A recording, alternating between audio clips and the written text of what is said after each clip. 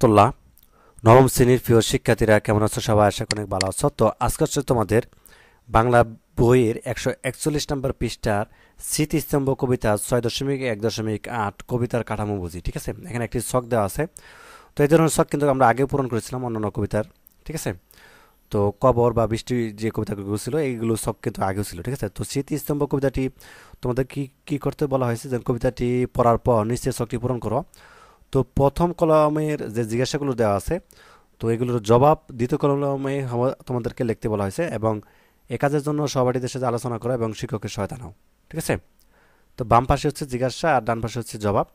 তো অনুপাশের উদাহরণ, উপমার উদাহরণ এবং লয়ের প্রকৃতি, ছন্দের ধরন। ঠিক আছে, অর্থাৎ স্মৃতিস্তম্ভ কবিতার মধ্যে অনুপাশের উদাহরণ কি, উপমার উদাহরণ কি, লয়ের প্রকৃতি কি, ছন্দের ধরনটা কি, এগুলো মূলত এখানেটাই লিখতে বলা হয়েছে। ঠিক আছে, তো এটি হচ্ছে তোমাদের 141 নম্বর পেজের সমাধান, এই ছকটা।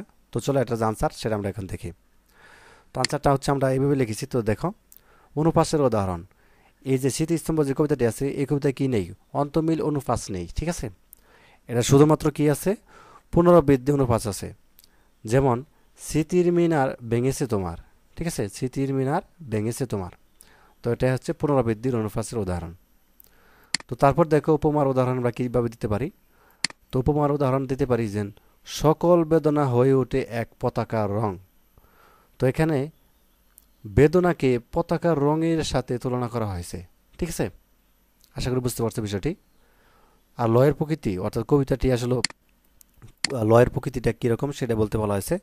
তো কবিতাটির লয় হচ্ছে কি মধ্যম গতির। ঠিক আছে, তোমাকে কবিতাটি কিন্তু মধ্যম, খুব বেশি দূরেও না এবং খুব বেশি আস্তেও হচ্ছে তোমাকে পড়তে হবে না, অর্থাৎ মধ্যম প্রকৃতির বা গতি হচ্ছে তোমাকে কবিতাটি পড়তে হবে, তাহলে কবিতাটি শুনতে ভালো লাগবে। ঠিক আছে, তো তুমি একবার হলেও কবিতাটি এভাবে মধ্যম প্রকৃতি আকারে তুমি পড়ে দেখো, তো অবশ্যই দেখবে যে ভালো লাগবে। এবং ছন্দের ধরন, অর্থাৎ স্মৃতিস্তম্ভ যে কবিতাটি দেওয়া আছে এই কবিতাটি আসলে ছন্দটা আসলে কীরকম সেটা বলতে বলা হয়েছে।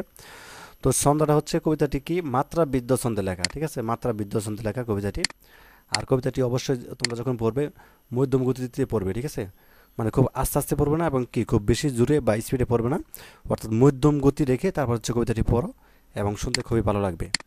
তো এই ছিল মূলত আজকের ক্লাস 141 নম্বর পৃষ্ঠার যে সমাধান সেটি তোমাদেরকে দিয়ে দিলাম। তো পরবর্তী পর্বে হচ্ছে আমরা 6.1.9 জীবনের সঙ্গে কবিতার সম্পর্ক খুঁজি, এখান থেকে শুরু করব।